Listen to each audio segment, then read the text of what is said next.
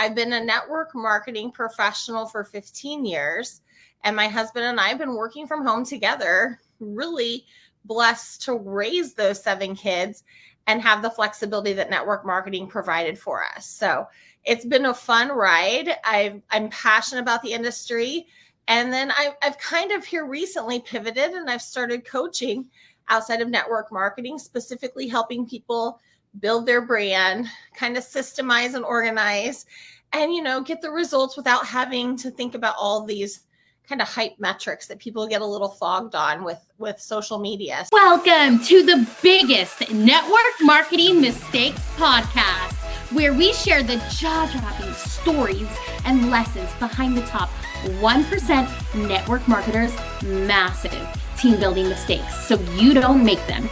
Prepare to be blown away as we peel back the layers and expose the untold secrets and hacks deployed by the industry's finest. This podcast is designed specifically for faith-based network marketing leaders who refuse to sacrifice precious family time in pursuit of success. Ditch the burnout and embrace a life of freedom.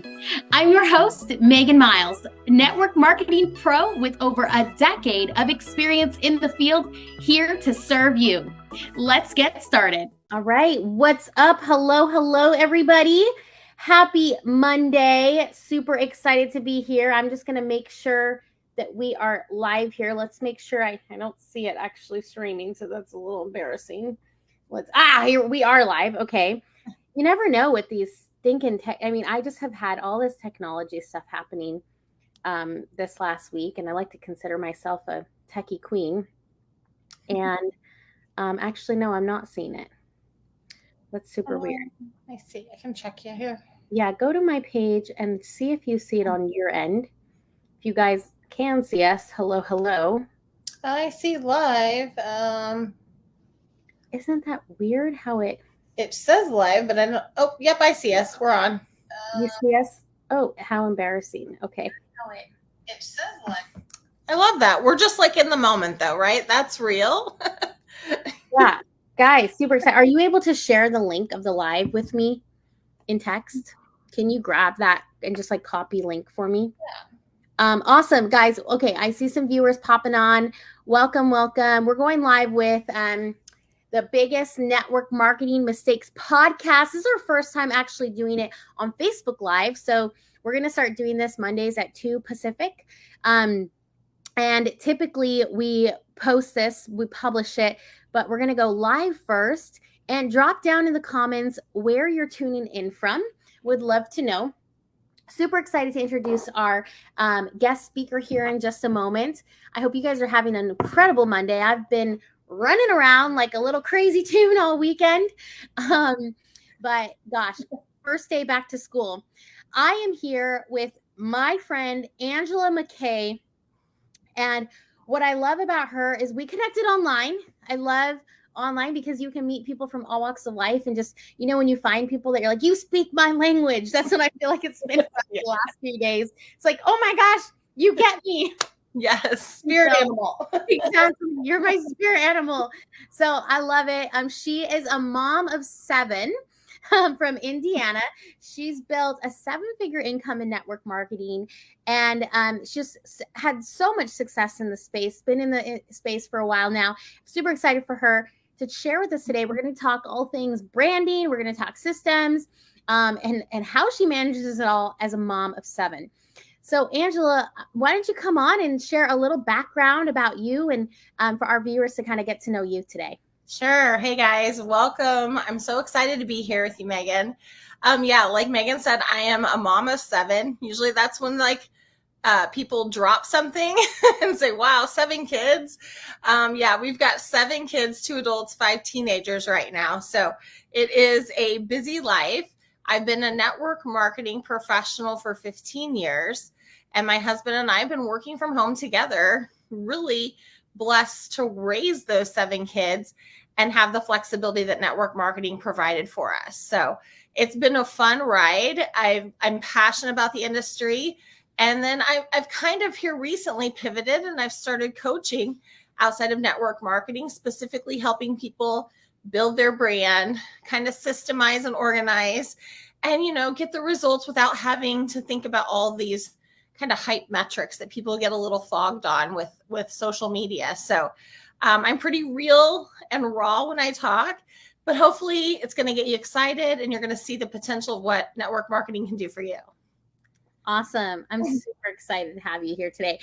I love, a lot of people were like, why are you going to talk about mistakes, right? I know we're going to talk about all the things you do right, but primarily I always love to talk about mistakes because it's like, if I could go back to 12 years ago when I started in the industry, I wish I had a list of things not to do. And B, I wish I had started a brand as well. So I'm excited to get into that. By the way, those of you who are judging me by my background, do not judge me by the mess in my background. I am just a few weeks away of finally getting out of this Airbnb and having my home office back. And I've literally now worked in every room in the house. My son's room, because he has a great desk in there, the living room, the sun room, my room, and the guest room, which was swarmed with 50,000 bees outside. So I'm back to my bedroom and I can't wait. But how fortunate am I that I can just decide I wanted to move and come and rent an Airbnb for a few months. But excited for my office back. So anyways, Angela, tell us, I know you shared a little bit when we were talking before about, the biggest mistake that you've made in network marketing that you want to help others not make. So what would that be? Share with our viewers kind of your biggest mistake in network marketing. Yeah, that's a big question because 15 years, like you said, there's a lot, right? But I think because I'm a branding coach, I wish I would have learned the power of branding early on. When I started, I was the girl that just kind of threw up every graphic my company did. I did it all wrong. And I love that because I can speak from experience. But branding is so powerful. And it's really what sets you apart from all the other reps in your business, right? It's what lets people connect with you authentically. And, the products are amazing, but sometimes we just hide behind those products and people need to see you and your authenticity. And so if I could go back to me 15 years ago, for sure it would have been branding, 100%. Yeah, same. Absolutely. Because that's how you're going to attract people with value, with authenticity, and, authentic customers and team members. Yeah. Okay, Angela, I'm going to ask you what I feel like. By the way, if you're tuning in, drop a 1 in the comments. I know we're going to have and then if you're watching the replay, drop a 2. I know most of our crew will be watching this evening. And then when we publish an email, this podcast out later this week. But listen, tell me, you get this question, I'm sure, all the time. Mom of 7, walked the stage with as a family of 9. I can't, like, when I read that about you, I'm like, oh my gosh, how beautiful. How the heck do you do it all? How do you keep up with it all? What are your secrets? Because I'm like over here, not even close to that. Right. Well, I think, it was a period of growth as a mother. And I think through that journey as an entrepreneur, as the quote unquote mom boss, I had to learn to give myself grace and embrace what I call imperfect perfection. And we were talking about this a minute ago about like, hey, the office is messy. That's okay. Because I think we get so caught up in a curated world, this perfectionistic idea of how we're supposed to appear outwardly. But I feel like we just got to love ourselves, ladies, and just embrace the now, because that's what everyone else is into. And that's relatable. And, when I talk to a lot of people, I say, I didn't have a beautiful office when I started. I started my business in the laundry room. Because it was the only room nobody goes to the laundry room, right? Like, it's like kind of the place where the mess hangs out. It's not glamorous, but it was quiet. And I had a notepad, I had a phone, and I stood in there and I literally built my brand and business from that little space. And it became, and it kind of evolved throughout the years as my story. And that's what kind of birthed my podcast, The Laundry Room Diaries, because every woman can identify with that. It wasn't glamorous, right? It was real and raw. I was literally ugly, crying over a basket of missing socks. Like, what's my purpose? And I think when I share that, that's when people lean in. That's where people go like, okay, I get that. I feel that. And that's what we want to do as marketers. We want to connect. And I think that's the that's the key to it all. And as a mom, I have to connect in the life's messes. I have to connect in the car line. I have to connect on the football field. I can't have it always perfect. And so I learned to give myself a lot of grace and just fall in love with the process. And I know that sounds very cliche a lot of times, but really, if you think about it and you start living like that, that's where you find the joy. And I think that's the secret. Mm-hmm. Yeah, exactly. I love that. Yeah, we were talking about like me even just coming to terms with the fact of like it's never going to be perfect. So just roll with it. Take messy action. I mean, so many people give the excuse like, I don't have enough time to work the business. I don't have an office. I don't have a computer. You grabbed your notepad and a phone in the laundry room. Like, how great is that? That's such an awesome story.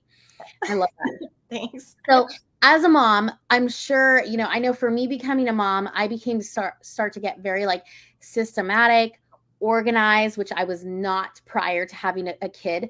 I was, if you know those personality colors, like the blue, red, yellow, green, like blue was like, I love to party. I wear cheetah. I'm first on the dance floor. Like I like to be life of the party, have fun. And green is like super organized, analytical. I was like a very high, like 95 blue. Like I had like no green. And now I'm like super analytical and logical. I still have a lot of that fun blue to me, but I'm so like, okay, everything has to be a system. So talk to me about like as a mom in business, what do systems even mean to you? And what are some of the ways that you implement systems in your guys' lives? Yeah. I think systems are our friend. And honestly, for a while, I battled the to-do list. Like I was the mom that would write the to-do list and I was the mom that would rewrite the to-do list. Does anyone ever write? Are you that person? Like you're like, oh, I didn't get it done, but I'm going to put a new list because tomorrow I'm going to conquer it. Right. And I started to get in my head early on, like I had like a lot of littles at the time. And so it was different than teenagers. And so I was trying to be organized and I was just spinning like all the plates in the air. And I thought, this is not working at all. And so what I started to do is get away from the time element of what I was doing and not looking at the clock. And then if I'm 15 minutes late, that carries into my emotion of my productivity. And instead, what I said is, I'm going to start blocking my times. I'm going to really prioritize those places that I work. And I'm going to really niche into those spots. And that's what I did. I literally created like a framework so that each day, instead of trying to do this multitasking myth, I came in, I'd get more done.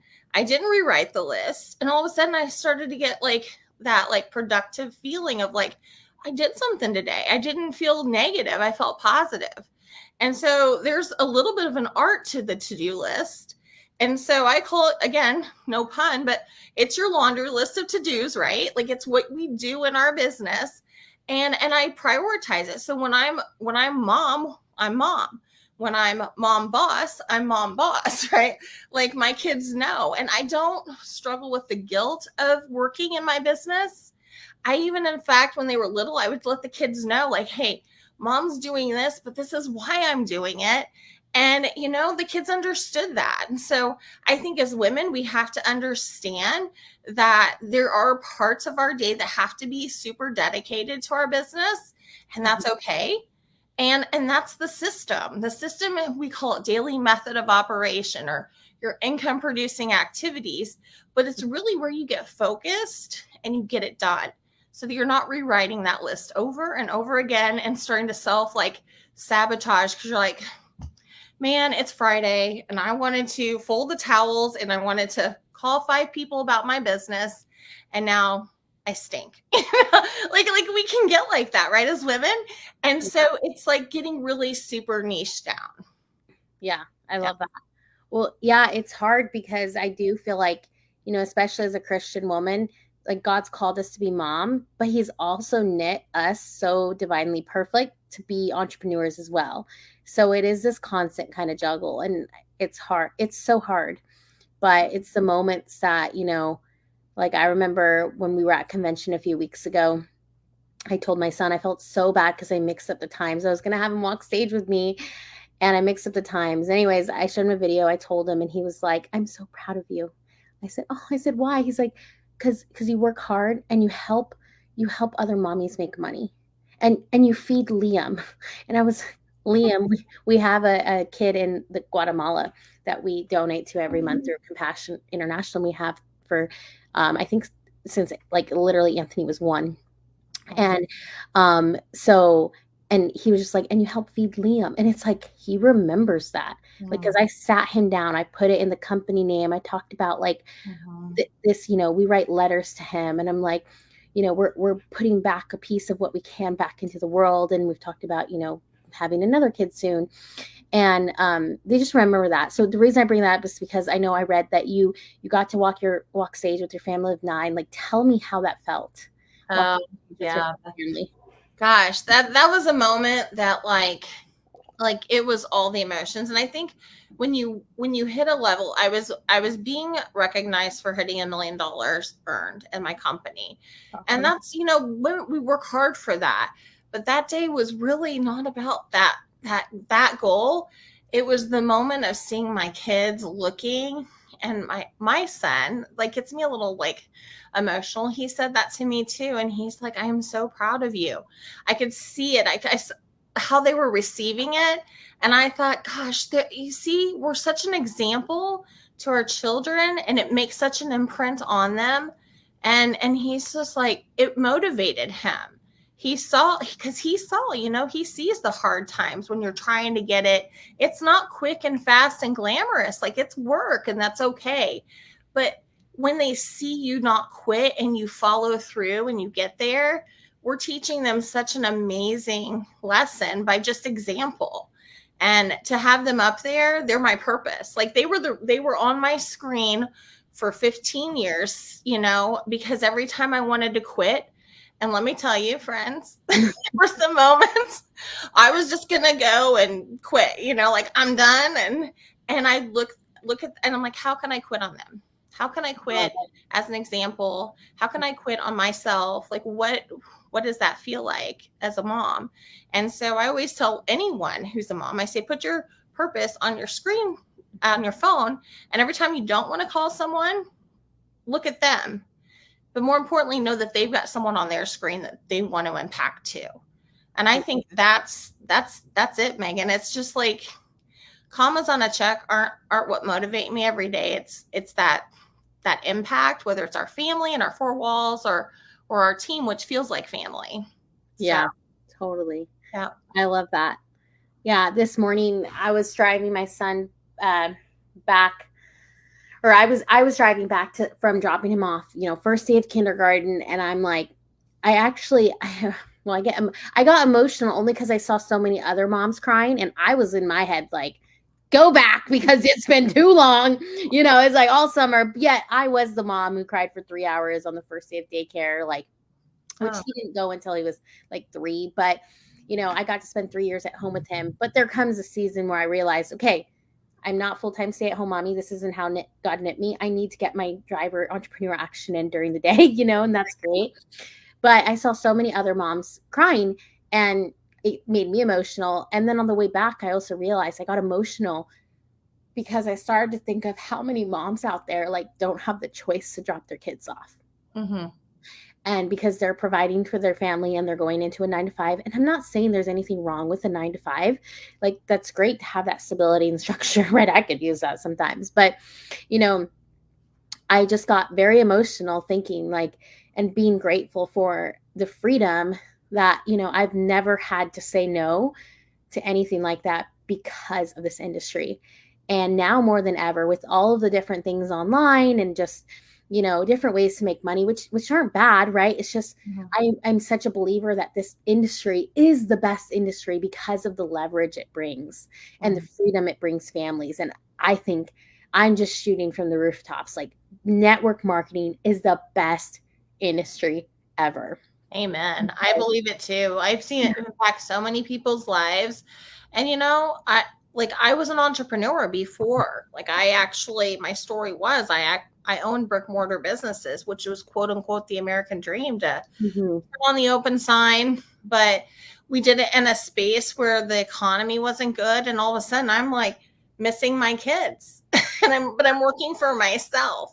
And so the network marketing kind of bridged the gap of working for myself, but not having to sacrifice the time. I still have that flexibility. And I think as women, as moms, that's what we want. We want the solutions of flexibility, but there's no shame in wanting to have a business hat on, and I think that's great. I love the fact that we can be business women, we can be mom, we can have the best of both worlds, and network marketing is really the way. Yeah, it really is. It's awesome. So, okay, cool. So let's shift gears a little bit, because otherwise my pregnancy hormones would totally continue going down this whole. And I've already cried like 8 times since yesterday. We kicked off our challenge, and I'm on there like crying. I'm like, oh my gosh, people think I'm crazy. But hormones are all over. But let's talk about, you mentioned a little bit of the branding, right? And how important that is. Like, what would you say to somebody who's here, who's like, okay, I keep hearing this online, like I need to brand myself. Like, where do I even start? Like, what are the best starting tips for somebody out there that, doesn't have a marketing or branding background? Sure. Yeah. The kind of like the quick and easy way to brand, ladies, is to sit there and identify yourself. Like, really kind of get into what you stand for. And I always, when I'm talking to someone, I'm like, think of legs on a table and go look in the mirror and say, who am I? What do I stand for? I am mom, right? I'm mom. I'm an entrepreneur.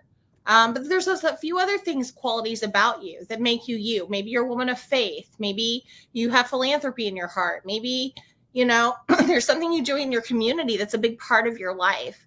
Or maybe you just love to garden. Like, who knows? Like me, I love to paint. I'm an artist. So, there's parts of me. So I'm not just Angie, the network marketer, or the mom. And so building your brand is like identifying, one, what is that makes you you, and that's who you're going to attract. When you start to share that and you start to put that out in your voice and be authentically you, that's why I always kind of say, like, network marketing, there's no scarcity, because we're all so uniquely designed that who would be attracted to Megan would not be attracted to Angela necessarily, because we're different, right? And that's the best thing. That's why we can empower each other. And your brand really just makes you find your people. Yeah. and it gives you, if you struggle, I always say, with content, like you go online, you're like, I don't know what to post. That's what you're saying. I don't know my brand. I don't know my voice. I don't know who my people are. And it all starts by just identifying those 4 little parts of you. Just start with 4. You may have 5 or 6, but just start with 4. Your business, maybe you're a mom, and a couple things that make you uniquely you. And that's where you start sharing that outwardly. And those are the connection points that you get with people that make them say, hey, you know what? I like you. And you also recommend really great skincare. I think I want to try your skincare, right? So it's not about skincare. It's about you. They connect with you. And that's usually where people go from crickets to all of a sudden I have connection, because people see you as you. Yeah, it's so good. I love how basically you said identifying your brand is identifying you. Mm-hmm. And that makes it so easy. So many people are like, who am I supposed to help? How do I identify this? Just focus on you, because that's who you're going to attract. Exactly. Yeah. So good. So good. That's simple, right? Yeah. I remember too, when I first started learning about branding, and, I made a post that was very vulnerable and, talked about the pains that I was having in growing my business, and the outreach that I had of people who resonated with that was insane.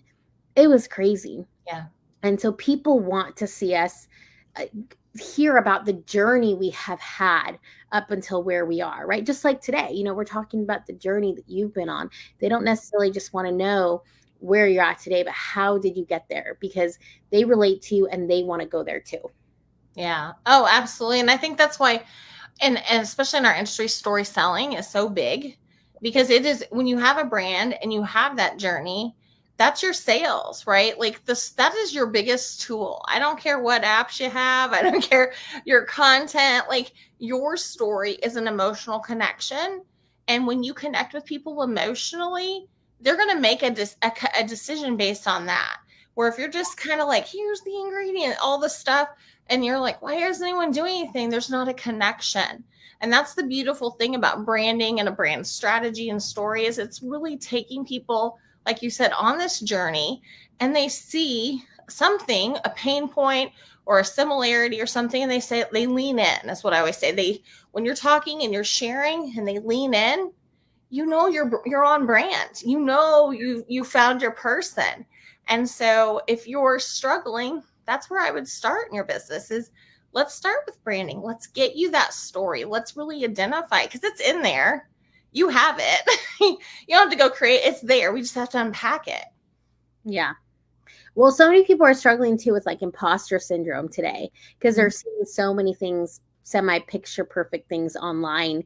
They're like, well, what do I have to offer? What story could I have compared to this?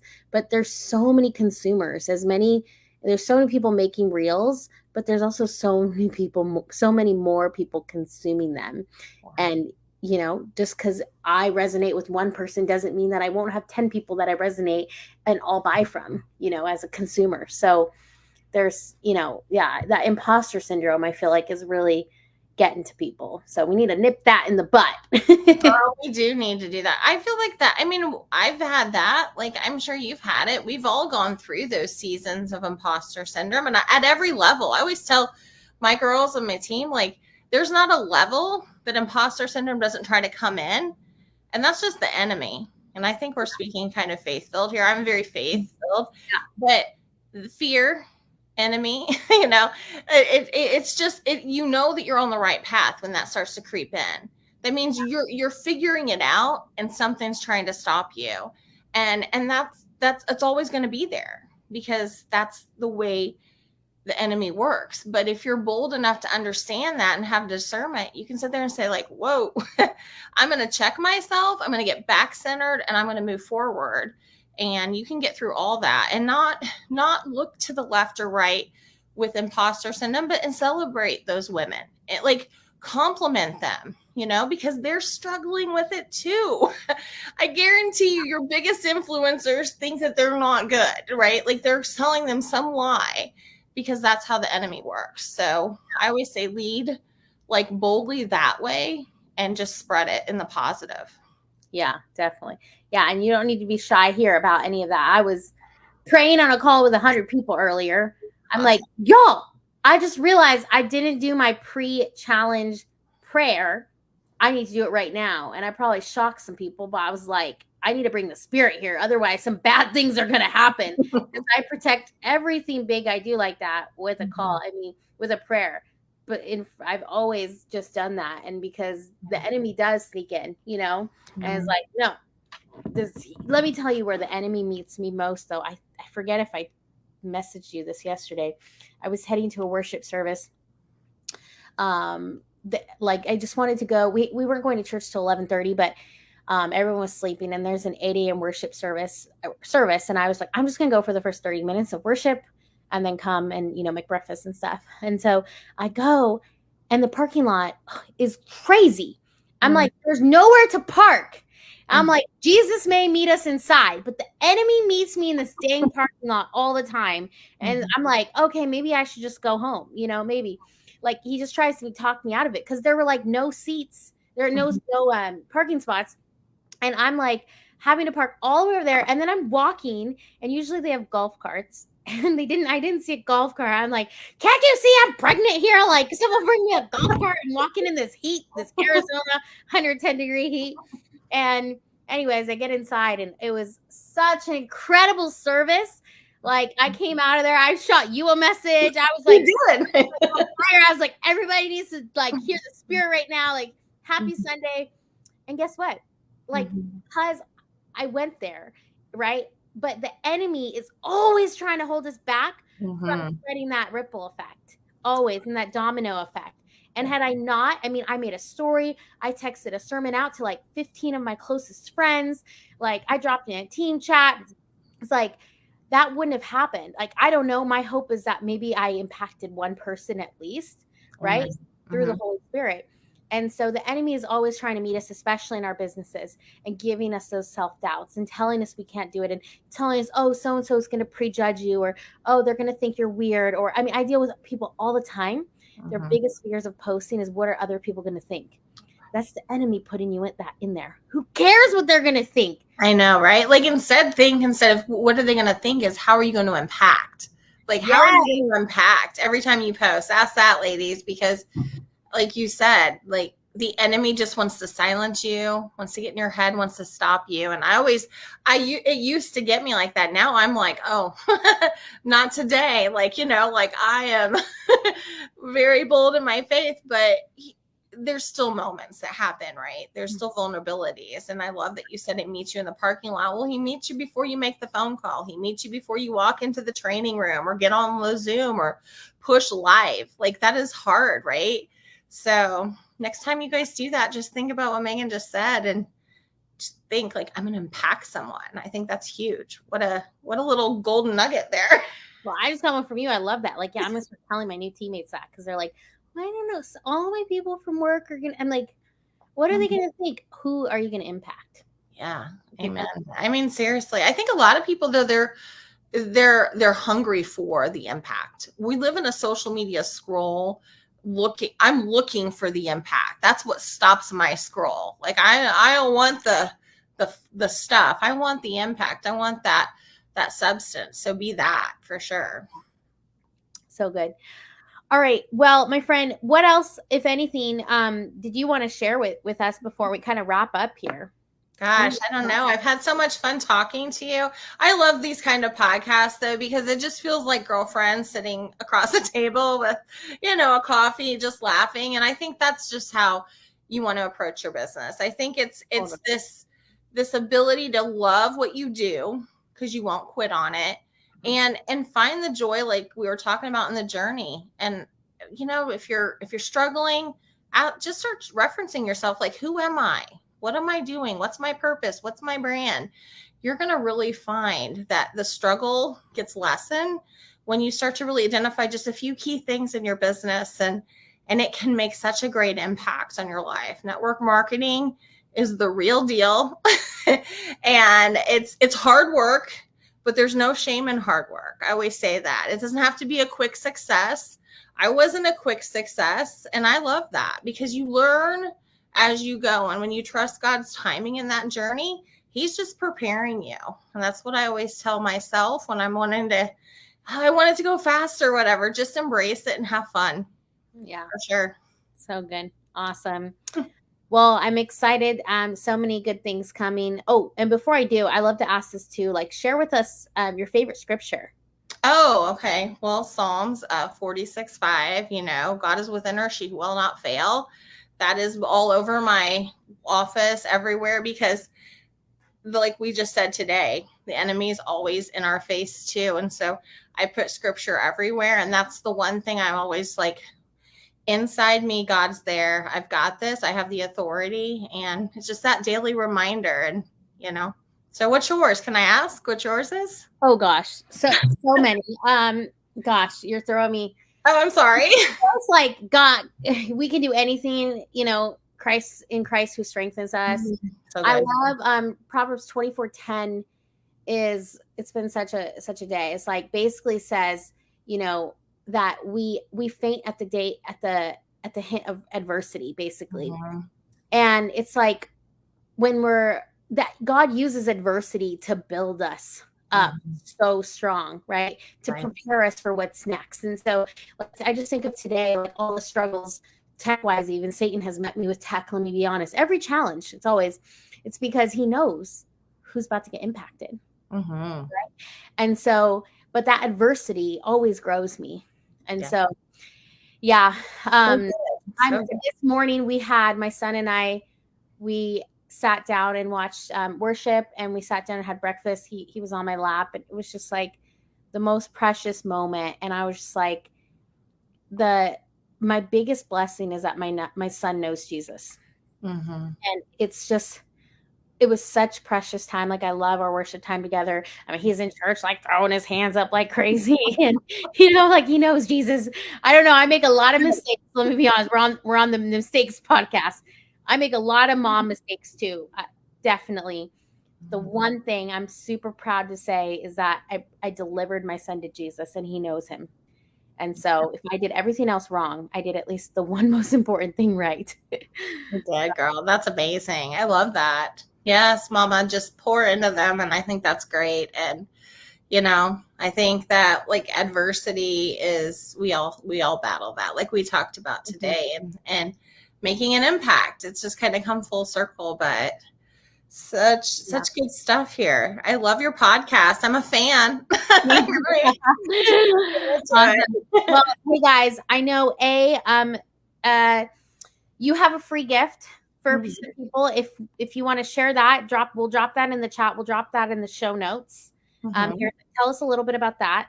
Sure, I've got it. It's a free ebook on how to build a personal brand as a social seller. So perfect for this episode. And yeah, it's at Angela, middle initial K, McKay.com/freebie. So not hard to forget. And yeah, hopefully it'll help you kind of go into that little bit more than what we talked about today. So you can start really niching down into your brand and start really getting traction into your space, finding your people and getting the results that you guys want. So hope it helps. Awesome. Thanks. I'm excited for them to grab that. And then if you're watching the Facebook Live, maybe not the published podcast, but if you're here live, we also just kicked off how we got connected was through one of our challenges. Our Ultimate Recruiting Boot Camp just kicked off today. It's 5 free days, so it's perfect timing. You can jump into that. www.ultimaterecruitingbootcamp. We're going to help you become a top recruiter.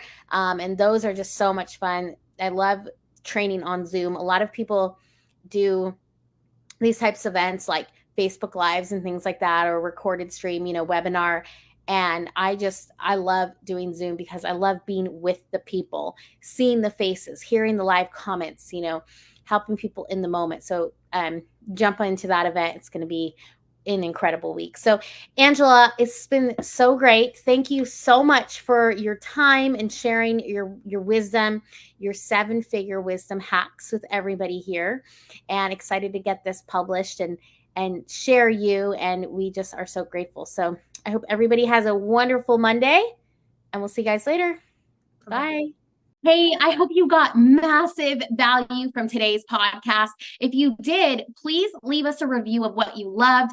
I read every single comment and review. And hey, make sure to subscribe to the podcast so you get notified when we drop new interviews so you can stay up to date on all the ninja hacks to building a 7-figure network marketing business. Hey, by the way, I have a free gift for you. It's a free training made just for you to help you scale your business. You can grab it below in the comments and the show notes. But in exchange, could you do me just one favor? Share this episode with someone that you think could get the same value of it that you did, and help me spread the word to help more network marketers make less mistakes. See you on the next episode of the biggest network marketing mistakes podcast.